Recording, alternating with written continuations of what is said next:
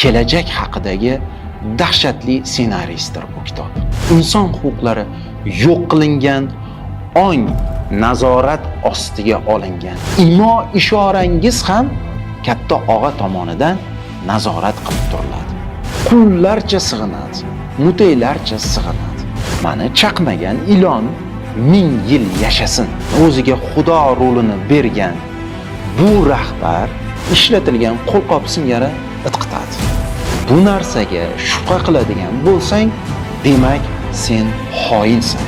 Chunki urush ommani va muxolifatni unini o'chirishning eng yaxshi usuli. Uningni chiqarma, ovozingni chiqarma, shukr qil, qo'lingni boshingni ostiga qo'yib uxla. Asarning nomi nima uchun 1984?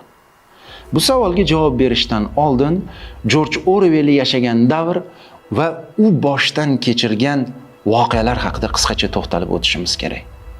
Jorj Orwell bu asarini 1947-yilda yoza boshlaydi. Ta'kidlash kerakki, bu davr Jorj Orwell hayotidagi eng mashaqqatli damlar edi.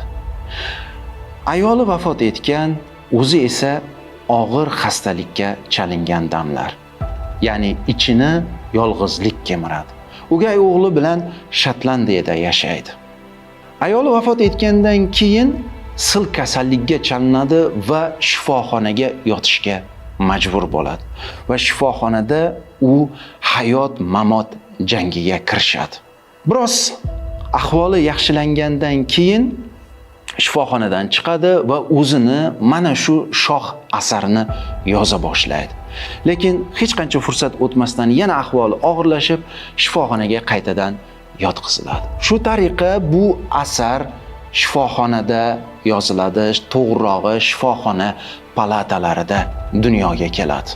Buyuk yozuvchilarni shoh asarlari, hech bir shoh asar salqin, tinch, osuda, kutubxonada o'tirib, ruhi xotirjam holatda pista chaqib yoki qurut tishimib yozilmagan.